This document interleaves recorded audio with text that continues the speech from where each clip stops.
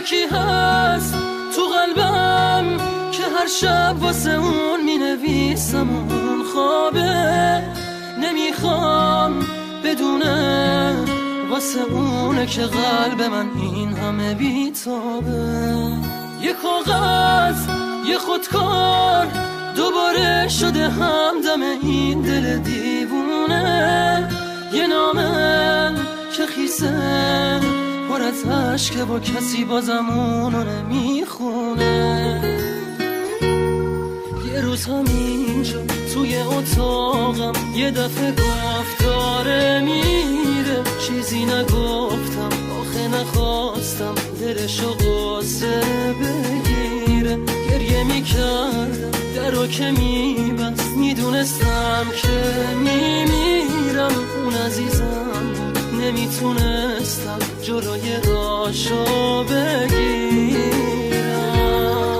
میترسم یه روزی برسه که اونو نبینم، بمیرم تنها.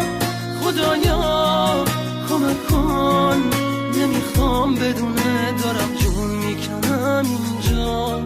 سکوت اتاقا داره میشکنه تیک تاک ساعت رو دیوار.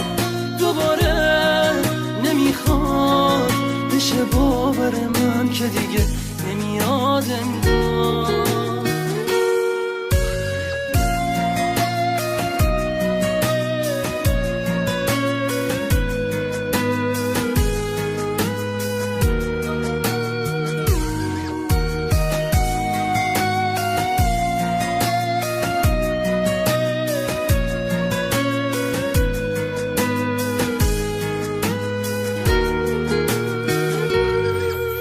همینجا توی اتاقم یه دفعه گفت داره میره، چیزی نگفتم آخه نخواستم دلشو قصه بگیره.